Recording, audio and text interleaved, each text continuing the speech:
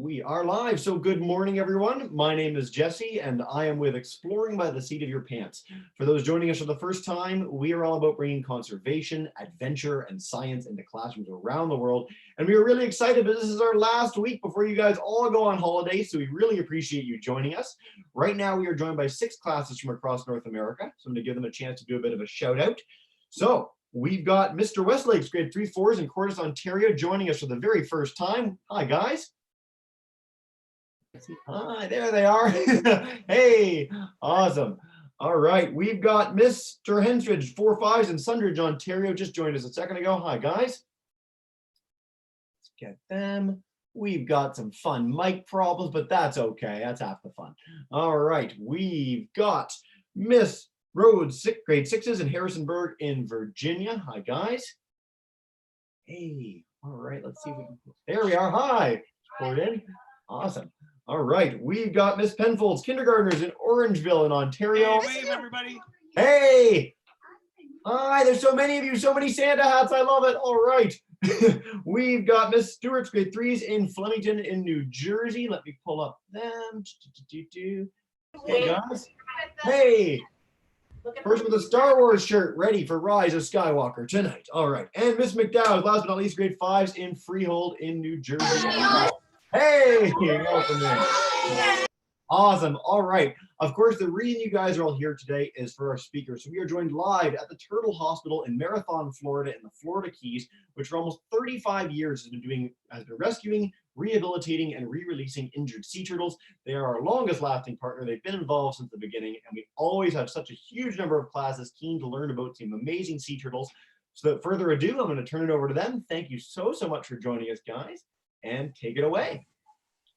Hi, everybody. My name is Tammy, and you are joining us at the Turtle Hospital here in Marathon, Florida, in the heart of the Florida Keys. We've got 3 of our trained pelicans here sitting on pylons greeting you this morning. Just kidding. Those are wild birds. We don't have trained birds here at the Turtle Hospital. All right, so first up today, we are going to go into our intensive care unit. This is our ICU. Got a couple of our rehabbers down there at the end that are feeding turtles. So we'll take a look at exactly what our turtles eat here at the hospital. This turtle is Drifter.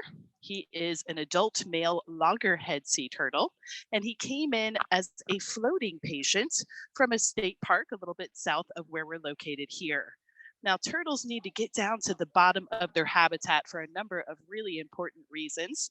That's where they feed. That's where they find the conchs and crabs and lobsters that the loggerhead turtles eat. That's also where the green sea turtles find their seagrass. That's where they sleep and rest. And a floating turtle is much more susceptible to both predator attacks and boat strikes hanging out on the surface of the water. So it's really important for turtles to be able to dive down. And when they have buoyancy issues that cause them to float, that is incredibly problematic, and we need to bring them into the hospital and get them rehabilitated and ready to go back out into the wild. So this is Shelby. She's one of our rehabbers. She's got a big pile of squid there that she is feeding to Drifter. He can obviously see that squid. He can also smell it. It's one of his favorite foods. Now we have 2 different types of turtles that we're going to see here at the hospital today. This is a loggerhead sea turtle. You're also going to see a number of green sea turtles. There are actually 5 species of sea turtles that live here in Florida, but we only have 2 here at the Turtle Hospital today that we're going to visit with. Now those loggerhead turtles have much bigger heads than the green sea turtles. They're about twice the size and twice the width of a green sea turtle head. I'd also like for you to notice that the coloration of the skin on the loggerhead turtles in between the brown spots on their heads and flippers is much more yellow in color than it is white or gray on the green sea turtles. Now, all of our turtle patients get individual portions of food that are weighed out specifically for them. They do get fish and squid. They also get vitamins, just like you might get from your mom or dad at home. Green sea turtles eat a lot of romaine lettuce, and then we also give them some yummy treats like green peppers and cucumbers. Those are very good for them.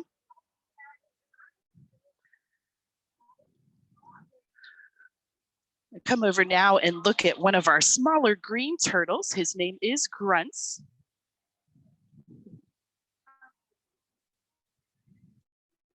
Now, Grunts unfortunately has an intestinal parasite. That is a creature that lives inside of his belly that basically steals food from him. We want him to be able to ingest all of his food himself. Next, we'll come over and look at yet another loggerhead sea turtle. Again, please notice how yellow her skin is in between those spots.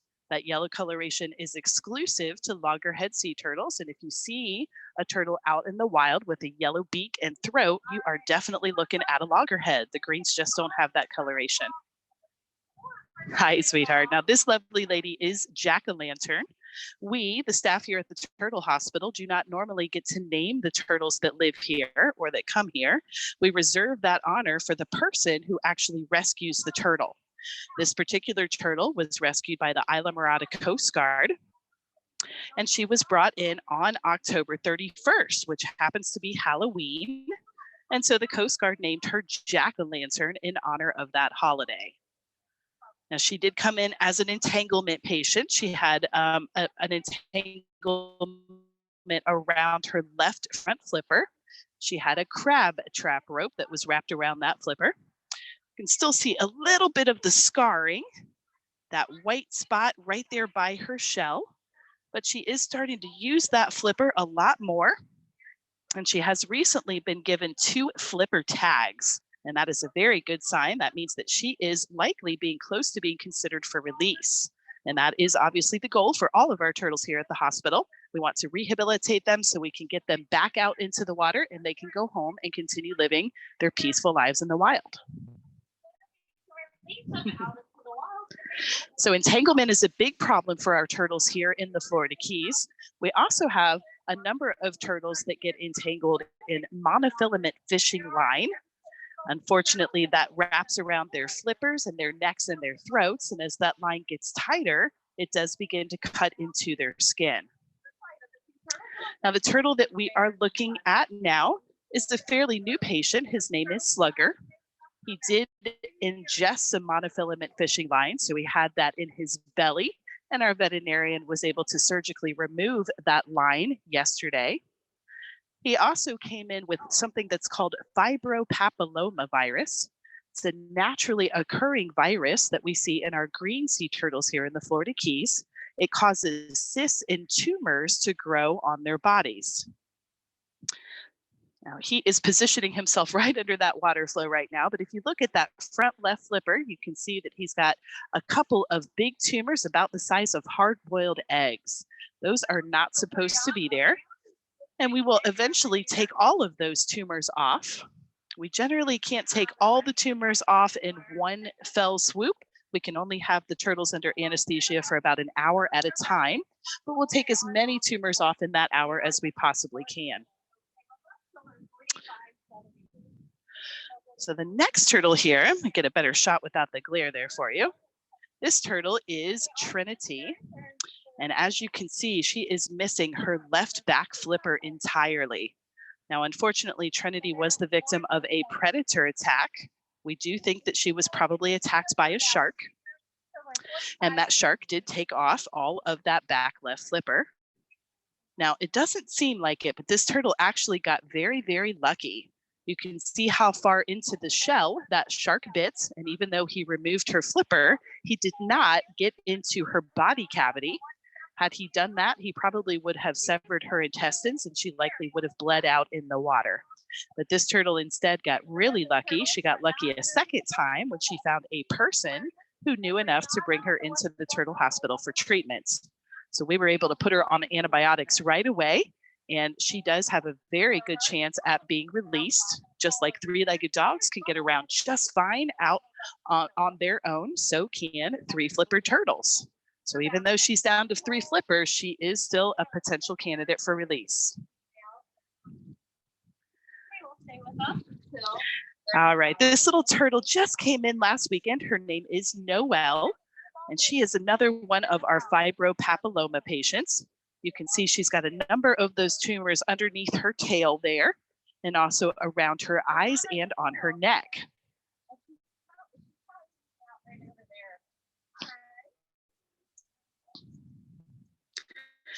The last turtle that we'll visit with here in our ICU, our intensive care unit, is Starfish is a female loggerhead sea turtle.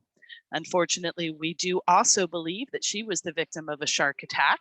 She is missing all of her back right flipper, more than half of her front left flipper, and she does have a number of lacerations and puncture wounds in her remaining flippers and her head. But this turtle is incredibly feisty. She has been eating on her own since the very first day she arrived. She's been incredibly active. She is still trying to bite her rehabbers when they take her out of the tank. A good thing. This turtle is going to need a fight left in her in order for her to heal up and get better and have any chance at release. One more little green sea turtle. This is Heather. She's also a fibropapilloma patient. She's been here with us for a couple of months already, but her condition has still not stabilized enough that we're able to put her into surgery. But there's no rush. She has plenty of time in order to get to a place where she is healthy enough to undergo that anesthesia and have those tumors removed. All right, my colleague is wrapping up with her tour group next door. So we're gonna go over here to the big saltwater pool and I'll introduce you to the rest of our turtle patients back here, okay? Very cool. All right, so as we come into this big saltwater pool, this pool actually holds 160,000 gallons of water and it is naturally fed by the Gulf of Mexico. We've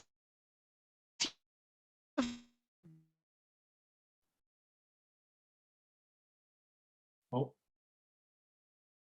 Tammy, you've cut out a little bit. Let's see if we can get you back.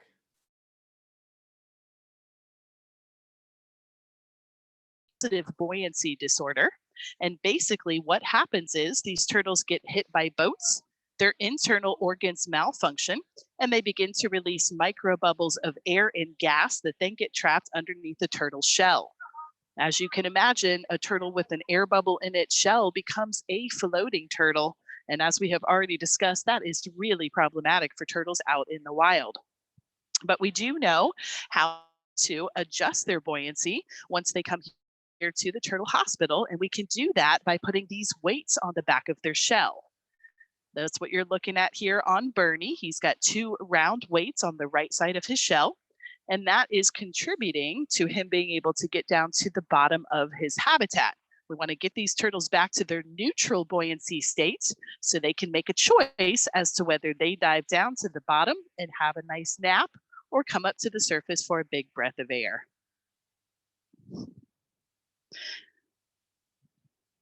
All right, so our rehabbers have moved on to feeding green sea turtles now. Green sea turtles out in the wild eat a lot of seagrass, but here at the hospital, we feed them lots of romaine lettuce that actually has a very high content of folate, and it's incredibly healthy for the turtles to eat. Now, these guys know it's breakfast time, so they are gonna come over looking for snacks. Turtle that you're looking at right now, ladies and gentlemen, that is Miss Turtle in the entire world. That is the original patient. He's been here since 1989, longer than any other turtle here at the hospital for 30 years. He's a pretty special turtle.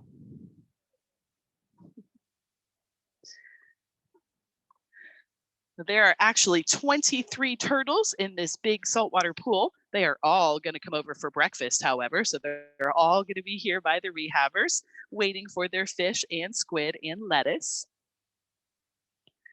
We do have a blind turtle. He's right there. His name is April. And the rehabbers will feed him with a set of tongs to make sure that he gets all of it and he doesn't miss out on any of it. Actually missing his right eye completely. He had only shadow vision left in his eye. So he can see the food that the rehab, but can smell it and he can feel the vibrations of the food as it hits the water around him. So as you can see, he is happily munching down on some lettuce.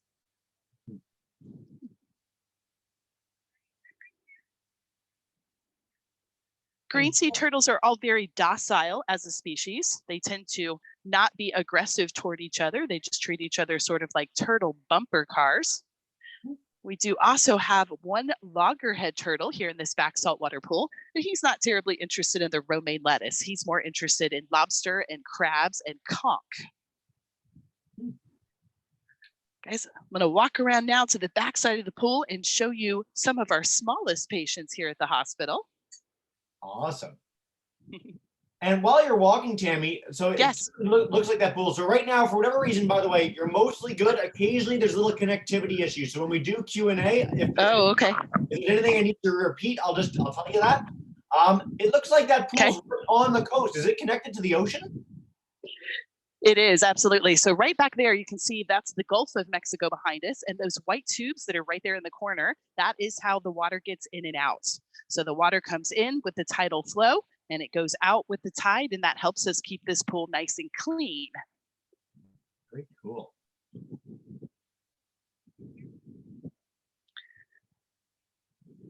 All right, guys, let me lift the lid on this tank so you can see them nice and closely. Now back here, we have two post-hatchling turtles. These are baby turtles. I put my hand down next to this so you can see exactly how small they are. There we go. About the size of my hand. Now these two turtles are about 5 or 6 months old right now. They are post-hatchlings. They're both loggerhead turtles, and they came from nests here in Florida. They have been elected to be our Head Start patients for this year. And what that means is that we will keep them here until they are 2 full years old, till they're nice and big and fat and strong. And then we will release them out into the wild, and that will give them the very best chance of survival possible. Baby sea turtle hatchlings have a very low rate of survival. Believe it or not, only 1 out of every 1,000 turtle hatchlings will make it to turtle adulthood. Only 1 out of every 600 will make it past their first 2 years of life.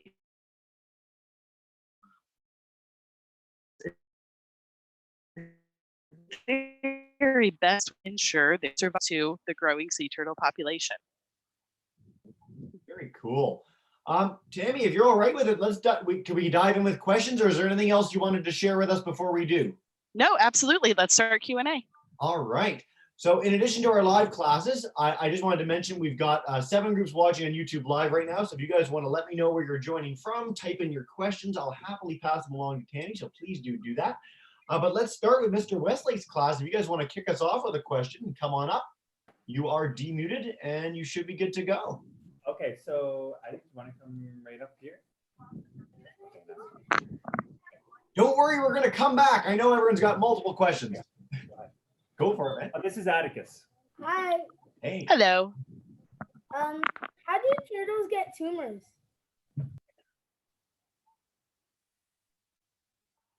Amy, Can you repeat that, please? Yeah, how do turtles get tumors? How do they get tumors? Yeah. So how do they get those? So it's actually a naturally occurring virus in the wild turtle population. Unfortunately, we are seeing the rate of occurrence here in our green sea turtles at a much higher rate than we should be. Somewhere between 50 and 85% of our green sea turtles have that fibropapilloma virus here in the Florida Keys. Cool, there you go. By the way, I don't think we've ever had an Atticus ask her question. Interesting is that we actually have your dog. Oh, she's still going. Tammy, sorry, can you repeat that last little bit? No, not a worries at all. So we do have loggerhead turtles have a different diet than green sea turtles. Loggerheads eat primarily crustaceans, lobsters, crabs, and conchs, and green sea turtles eat green things, seagrass and algae. But unfortunately, those aquatic plants are the plants that act as the filters for our ocean, absorbing and removing toxic chemicals once they end up in the water. But that's awesome. Oh, you're cutting out again. I don't know if it's just a location in the hospital, but you cut out every few seconds now, so we don't want to do that. So there's a way to get you to back where you were earlier. The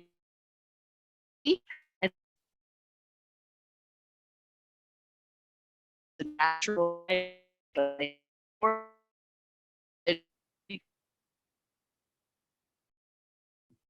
Tammy, if you can hear me, try and move back to where you were originally in the hospital, but the connection was a little better there, okay?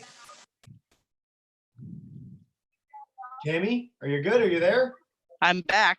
You're back. Okay. Maybe a different part of the hospital because it's really bad connectivity there. You cut out every few seconds. So we got to the point Okay. where we understood that they get it just naturally in the environment and that it's the foods that they eat that, concentrate the toxins in the water that possibly give them these tumors. So we got that far and then we didn't cover anything else. But if it's okay, I'll go to a next class for questions unless there's more you wanted to cover. I'll let you get to it. Please do.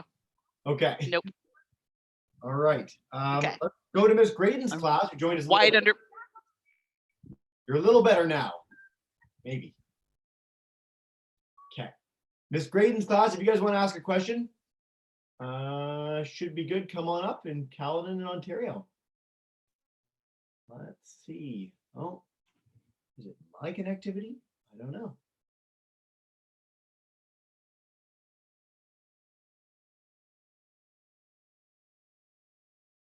Jeez. Here with our connectivity. There we go. That's a little bit better. You're back. Okay. Okay, Miss Graydon's class, if you guys want to ask a question, come on up. How many turtles do you have at your turtle hospital? Great question. Currently, we have 48 turtles who are here in care at the Turtle Hospital. 23 of those turtles are non-releasable, so they're going to be here with us for the rest of their lives. And we will probably get more turtles in as the water gets colder around the rest of the country. Yeah, very cool. All right. Let's go to Sundridge, Ontario. Mr. Henderson's class. You guys have a question? Go for it. Oh. I don't know if it's just your mic or come a little closer. We're having all the tech difficulties right now. Let's see. Try now. Nope, we have no audio from you whatsoever. So you're demuted, so you should be good. So I'll come back in a minute, see if it's working. Worst case, type in your question in the bottom of the chat bar, and then I'll pass it along that way. Sorry, guys. All right. Miss Rhodes' class, if you guys have a question, come on up. Do you ever need to get in the pool, the saltwater pool? Yes, we do. So we do have some larger turtles that when we need to pull them out of the water, we have to get into the water and go get them. Hanson Bowie is actually our largest turtle here. She weighs in at a little over 300 pounds. She really doesn't like to go see the doctors when they come into town. So when she knows that it's her turn to come out of the pool, she will park herself at the bottom. And we do have to jump in and go get her and wrangle her up to the surface so we can bring her into the hospital. Occasionally, one of us makes a mistake and drops our sunglasses in the pool. That's only happened to me twice, and they did make me go in and get them both times. So yes, we do go swimming with the turtles on occasion. That's funny. All right, Miss Penfold's class, kindergartners. Hi, guys. If you guys have a question, come on up. Come on up. Ask your question really loud. Ask how do turtles get bite by sharks? Oh, how do they get bit by sharks, Tammy? Yeah, well, turtles have all kinds of natural predators out in the wild. Unfortunately, humans are their biggest predator. We do also have predatory fish here in the Florida Keys that will eat turtles. We often find small turtles even with their shells on inside of big fish like mahi-mahi and tuna here in the Florida Keys. But sharks are part of the chain of life here, the circle of life, and they need to eat. They have fish that they can eat, but sometimes they choose to attack a turtle. A turtle's biggest defense is that shell. So when a turtle is fighting off a shark attack, they tend to roll and try to put that shell inside of the turtle's mouth. But sea turtles can't pull their heads and their flippers inside of their shells to protect themselves like land turtles do. So they're at a little bit of a bigger risk because of that. Right. Well, speaking of risk, and you'd highlighted a few turtles that had flippers missing. So Ms. Henstridge's class wanted to know if a turtle could survive in the wild with less than 3 flippers. So if it had 2 flippers only, could it survive? And what? Yeah. Perhaps. So that's a maybe. We like for turtles to have at least 3 working flippers and 1 good eye in order to be considered for release. But we looked at starfish a little bit earlier. She's a loggerhead turtle that's missing all of her back right flipper and more than half of her front left flipper. But the good news for starfish is that she does still have a full front right flipper and a full back left flipper. So it's going to take her several months to rehabilitate. But once she is healthy again, we will give her a swim test. And if she's able to balance and get around just fine with those 2.5 flippers, then she still might be considered for release. The other test that we will give her is a hunting test. We'll put that big turtle into a larger tank with a live crab and a live lobster. And if the turtle can hunt and eat those animals in a tank, then she should be able to do it out in the wild. How cool is that? In all the turtle hospital sessions, I've never heard of the eating test before or the swimming test. Very neat. Thank you so much for that. All right, Miss Stewart's class, if you guys have a question. Yep, come we on do. up. Okay, go ahead. How do Nice and loud. you put the names on the turtles without hurting them? Good Yeah. question. We actually use a non-toxic paint pen to put the names on the turtle shells. The turtles don't really read, so the names are not for them, but they're more for the people that work here and the guests who easily distinguish between our individual turtles. Before we release a turtle out into the wild, though, we are sure to scrub that name off of their shell. We would never want them to be the only turtle out in the wild with their name on their back of their shell. That would be embarrassing. Awesome. All right, Miss McDowell's class, if you guys have a question, go for it. Stand up. Everyone's got a question. in my Yes, all right, class. Gabby, you're gonna stand up. Stand up. Here. Okay. All right, so come closer. You're good. What is the shortest amount of time that you keep the turtles? The shortest amount of time, probably just a week or 2. Occasionally during nesting season here in the Florida Keys, we will get baby turtle hatchlings in. They're usually a little disoriented and we just want to give them a few days to make sure that they are eating and swimming and breathing on their own just fine. And they can be here as short as a week or 2, and then we will give them a ride out by boat to their Sargassum seagrass patches, which is where they grow up for the first few years of their life. Very cool. All right. Before we do a second round of questions with the live classes, I just want to note, again, we've got a bunch of YouTube classes. Mr. Van Houten's in grade 4s in Canton, Illinois. So if you guys want to type in some questions in the chat bar, let me know and I'll pass them on. But yeah, let's dive back in. Mr. Westlake's class, if you guys want to come back up, go for it. Hello, Jesse. Does everyone have a question about single-use I love how every class, like every student has their hand up. That's awesome. plastic? Okay, we have Aiden is coming. Perfect. So, go ahead. How do the sea turtles get like tangled in like rope? Yeah. How did they get tangled in rope? Yeah. Well, here in the Florida Keys, we have a lot of traps at the bottom of the ocean. We catch lobsters and crabs with wooden traps that are weighted down with concrete. So those traps are anywhere from 50 to 75 pounds a piece. They sit at the bottom of the ocean to attract the crabs and the lobsters, but they're attached with buoys. Those are floating balls up at the surface of the ocean, and the buoy is attached to the crab trap by a rope. And sea turtles do need to breathe air to survive. So if they become entangled in a crab trap rope or a buoy line and that holds them underwater, they can in fact drown underwater. So just like you or I might get wrapped up in a big streamer or a string from a balloon, the sea turtles can get wrapped up in that as well. Yeah. Now, you mentioned that they can drown, and of course that's true, but I don't know if we covered in the talk today how long they can stay underwater. So if a turtle's sleeping, just normally, Yeah. not stressed, how long can it be underwater? Great question. So a turtle can hold its breath for 4 to 5 hours at a time when it's at a state of rest. When they're more active, they do need to breathe every couple of minutes, just like you or I might get out of breath if we run around the block. Okay, how neat is that? Don't try at home to breathe underwater for 4 to 5 hours. You won't make it. All right, Miss Graydon's class, if you guys have another question, come on up. How do the baby turtles die like after like 2 years? Yeah. Good question. They have a lot of predators, those baby hatchlings. Once they make it out of their nest in the sand dune, they then have to crawl across the sand and find their way to the water. They have a lot of predators who are looking out for those baby turtles because they're very easy to catch when they're the size of chicken nuggets. So they have predators like shorebirds and raccoons and even ghost crabs that are waiting for those nests to hatch so that they can eat delicious baby turtles. But after those turtles are hatched, they then need to make it into the water, and they have to swim 7 to 15 miles out into the ocean. Little turtles, just a couple of inches long, and they have a lot of predators that can intercept them on their way out to their sargassum seagrass patches.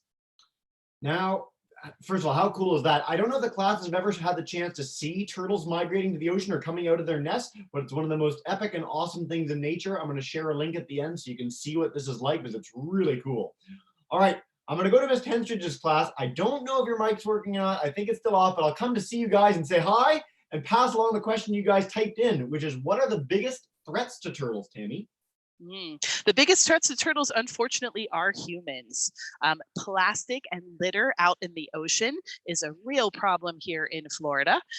Turtles love jellyfish. So when they see things like balloons that have been released into the air and end up floating on the surface of the water, and plastic grocery bags floating around, they assume that that's their favorite food. They get easily confused and they gobble it up. And that ends up as intestinal impactions, trash stuck inside of the stomach and intestines of sea turtles that they cannot pass through. Now, fortunately, we know how to help the turtles pass some of those materials, and we can obviously surgically remove those if necessary, but we don't find a lot of those turtles that have ingested plastic, and they end up dying before we can get to them. The other thing that we find inside of turtles quite frequently, unfortunately, are cigarette butts. People throw their cigarette butts out of the car window or stomp them out on the ground and leave them there, and those wash into the sewers and waterways. Eventually, everything finds its way here to the ocean, and floating on the surface of the ocean, those cigarette butts look like delicious shrimp to our turtles. So some of the ways that you can help turtles, even back home where you are, is to reduce your use of single-use plastics, especially those plastic grocery bags. Yeah. Pack a lunch when you guys go to school. Make sure you bring something to get groceries or anytime you shop. And then for cigarettes, and this is something that comes up in our entire month on marine plastics in September, encourage parents, if they happen to smoke, to put things out in ultimately in a garbage bin, as opposed to just throwing them on the street. All those little things help turtles. They help a lot of animals, and they help reduce plastic pollution on beaches around the world. So all little things you guys can do. We're going really fast through these, which is great. Now, a couple months ago, or maybe it's 6 months ago now, you guys had a turtle with a really interesting thing inside itself. You had a turtle with an eel inside it. Could you tell us a little bit about that? Because that was really weird. Yeah, that's a very odd case, actually. His name was Shellmore, and he was a turtle, a loggerhead sea turtle, that had eaten, well, it seems that perhaps he had eaten an eel, but turtles don't really eat eels. So our secondary hypothesis as to how that eel got inside of the turtle was that perhaps as the turtle was hunting around looking for food, it opened its mouth, and that looked a lot like a safe safe cave for that eel to hide in. So we think perhaps that eel swam into the turtle's mouth on its own. Now it ended up in the intestines of the turtle, and unfortunately the eel ate its way out of the intestines. So when we found the eel, it was deceased. It was inside of the turtle, but it had done some pretty serious damage to the inside of the turtle. Now, fortunately, Shellmore was able to heal up and go home, which is pretty remarkable after an injury like that. I'm glad we got that story, and even if it's a little grotesque. A question from our group typed in. What's the oldest turtle at the hospital, and can we see the original Bubble Butt? Is Bubble Butt around close? Yes, perhaps. Let me look around here and see if I can see him. He's right over there. All right, so I'm focusing on him now. He just got breakfast, so he might not come right over to the edge, but we do actually believe that Bubble Butt is the oldest turtle here at the hospital. He's been here since 1989, but we estimate his age to be somewhere between 50 and 60 years old. All right, I'm going to risk my connectivity and run around to the other side and see if I can get you a better shot of crossed, Bubblebutt. fingers crossed. Okay. Hold on. That's funny.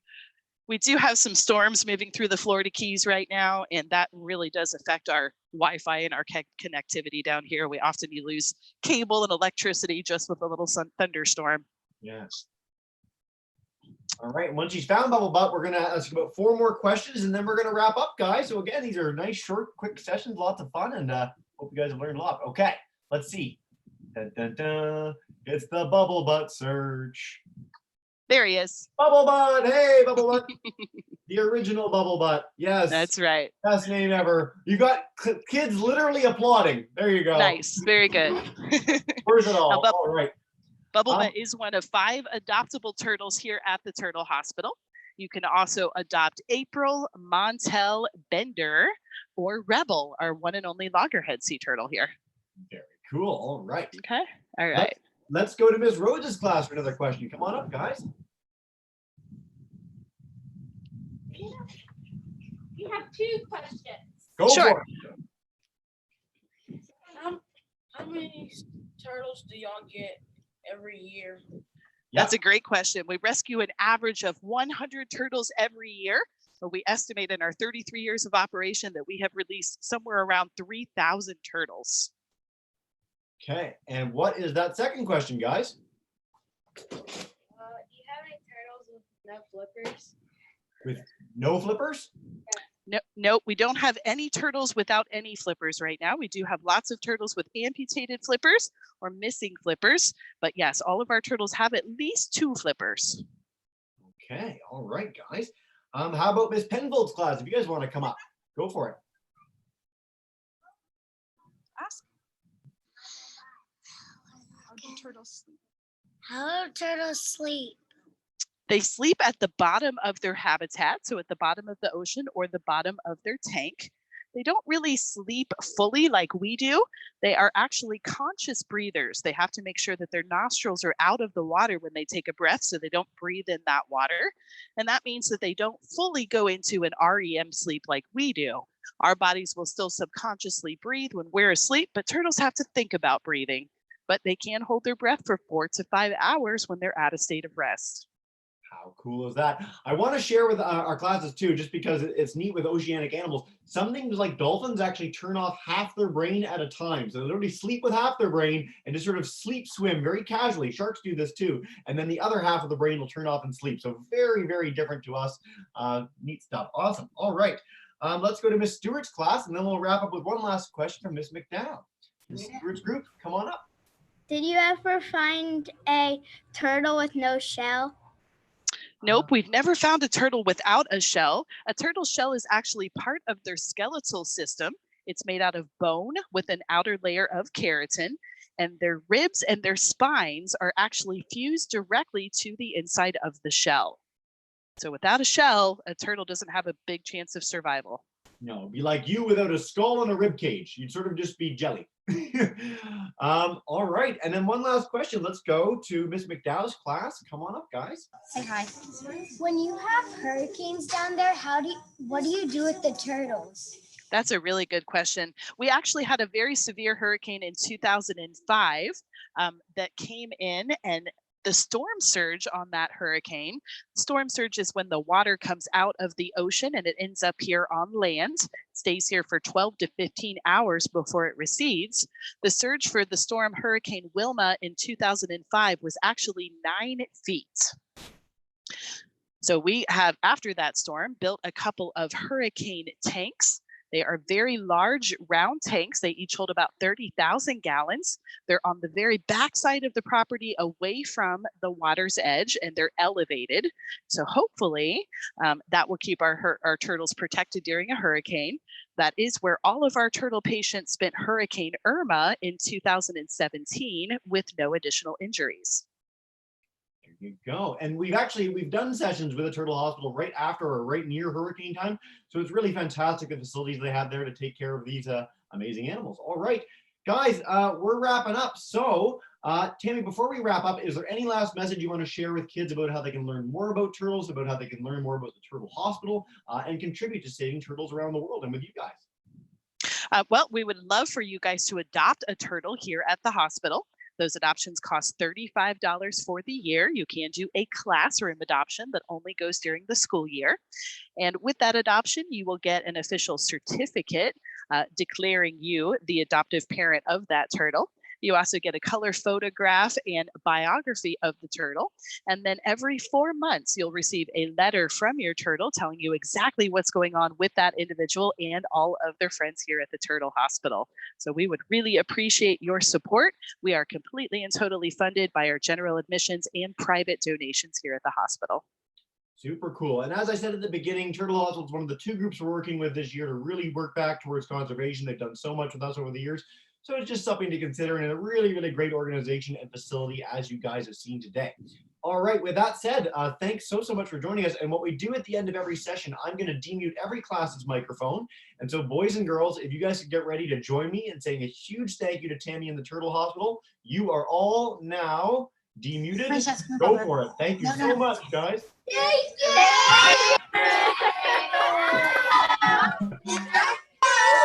I love the turtle drawing too. That's awesome. All right. Thank you guys so much. We really appreciate you taking part today. It's fantastic. And thanks for joining us as we wrap up just a really fantastic year too. We've got a few more sessions still to go. Thank you so much for joining us, Tammy. That was fantastic. My pleasure. Thanks, guys. All right. Have a